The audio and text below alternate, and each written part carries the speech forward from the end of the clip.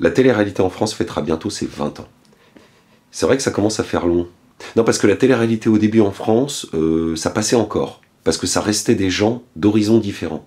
Mais maintenant, dans la télé-réalité d'aujourd'hui, on a quasiment que les mêmes prototypes de gens. T'as l'impression que les mecs doivent ressembler à ça, et les meufs à ça.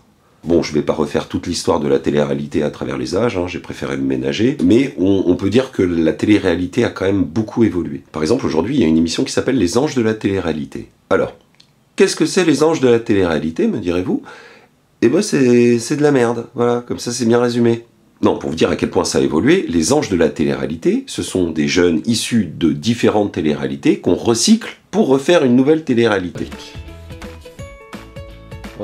En gros, regarder Love Story, c'était comme de se retrouver premier dans la file d'un Human Centipede. T'étais pas forcément très à l'aise, mais tu sentais que tu pouvais encore t'estimer heureux. Par contre, alors regarder les Anges de la télé-réalité, c'est comme de se retrouver dernier de file. Voilà, là tu sais qu'on est en train de te faire bouffer de la très mauvaise merde, et c'est très indigeste. Donc en théorie, ça devrait dégoûter tout le monde.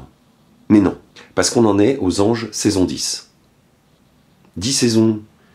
C'est quand même qu'il y a beaucoup de gens qui aiment la merde, non? Après, je peux comprendre qu'on ait besoin de se vider la tête de temps en temps, mais là, au niveau du vide... Parce que, à part nous sensibiliser sur notre coupe de cheveux ou notre abonnement à la muscu, je vois pas ce que ça nous apporte, les anges. Hein. Par contre, qu'est-ce que ça rapporte? À des producteurs qui ne prennent même plus le temps de regarder la merde qu'ils produisent. Bon, à la rigueur, juste un petit coup d'œil de temps en temps avant de tirer la chasse, histoire d'eux. Mais bon, à quoi bon s'émerveiller devant sa propre merde? Bah non, les producteurs préfèrent laisser ça à des jeunes facilement influençables.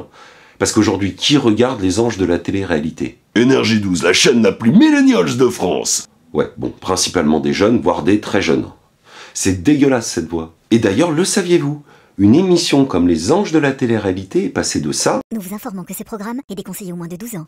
À ça. Nous vous informons que ces programmes est déconseillé aux moins de 10 ans. Qu'est-ce que vous foutez, le CSA? Mais vous sniffez de l'éther ou vous regardez même plus que vous jugez? À 12 ans, on est pas mal influençable, alors à 10 ans, n'en parlons même pas. Selon moi, le problème de ces émissions, c'est que ça encourage énormément les jeunes à être irresponsables, à être égocentriques, à être stigmatisants, à être des gros cons, quoi. Hein. À une époque où il faudrait plus que jamais sensibiliser les gens sur l'avenir de notre planète, t'as des programmes qui, implicitement, t'encouragent à faire tout l'inverse. Mais c'est intéressant parce que récemment, Julien Courbet a prononcé un discours de sensibilisation.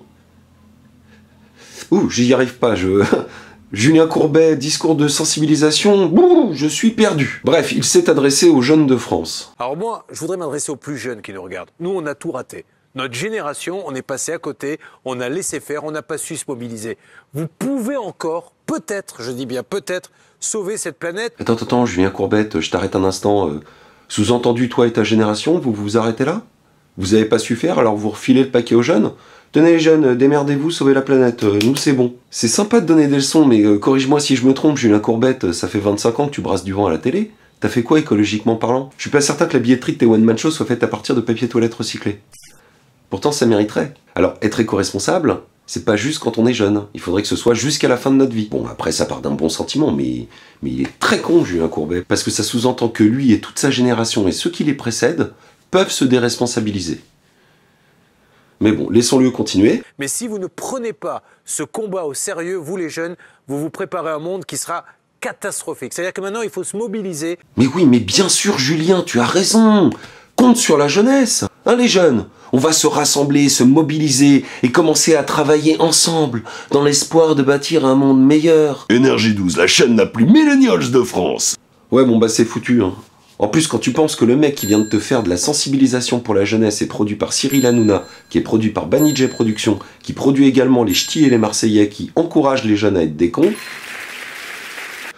tu sens le paradoxe qui s'installe. En plus, je comprends pas le principe d'appeler les jeunes les millennials. Je suis pas certain que ça contribue à les responsabiliser écologiquement. Pour moi, les millennials, ça m'évoque plutôt... les millennials! Je vois pas comment les millennials vont sauver la planète. Les Avengers. Oui, facile. Les millennials? Non, plus difficile. À moins qu'on réussisse à sauver la planète avec des selfies. Non, je vois pas comment tourner ça à notre avantage. Non, par contre, on pourrait commencer par des trucs cons, mais simples. Par exemple, on pourrait arrêter d'appeler notre planète la Terre. Parce que la terre, ça vaut pas mieux que la boue, ou le sol, ou même le gros tapis. Il faudrait qu'on prenne conscience que c'est pas simplement un truc sur lequel on marche. Moi je pense que si on appelait notre planète maman chérie d'amour, et ben peut-être qu'on arrêterait de lui chier dessus. On lui offrirait des fleurs. En gros, notre société, à travers ces médias, nous encourage à la fois à devenir des humains éco-responsables, glop, tout en essayant de faire de nous des petites merdes qui surconsomment. Pas glop. Eh ben non, ça peut pas marcher. Parce que éco-responsable, surconsomme, c'est antinomique, ça peut pas fonctionner. Tout comme humain et petite merde d'ailleurs. Du coup, il faut que les médias choisissent. Et on tend quand même plus vers la surconsommation, les petites merdes, tout ça, non? Bah après, c'est difficile parce que d'un côté, t'as l'écologie et de l'autre, t'as l'économie. Alors certes, il n'y a que 2 lettres qui diffèrent, mais au niveau de la signification, c'est « Hein, tu vas là-bas ? Oui, bah je vais aller de l'autre côté, moi. » Et l'argent étant aujourd'hui la chose la plus importante dans notre société, le calcul est vite fait. Il y aurait pourtant des moyens. Si aujourd'hui on se tapait ne serait-ce que 2 fois moins de pubs dans notre quotidien, peut-être qu'on consommerait moins, du coup peut-être qu'on polluerait moins. Mais on peut bien se brosser avant que ça arrive. Non, à mon sens, le seul moyen que je vois aujourd'hui pour s'en sortir, c'est le boycott. Que simplement, les gens en aient juste ras le cul d'être pris pour des merdes. Ce qui serait légitime. Mais vous savez, à l'époque de la Rome antique, Instant Histoire. Les jeux du cirque servaient bien évidemment à divertir les gens, mais aussi à détourner leur attention des vrais problèmes tels que la pauvreté. C'était l'art de distraire l'attention par la manipulation de masse. Et à l'époque, les jeux du cirque n'étaient pas accessibles à tous et n'étaient qu'occasionnels. Aujourd'hui, les jeux du cirque se trouvent au milieu de notre salon et tournent 7 jours sur 7, H24. Et quand le divertissement devient plus important que la survie d'un pays, le pays ne survit pas.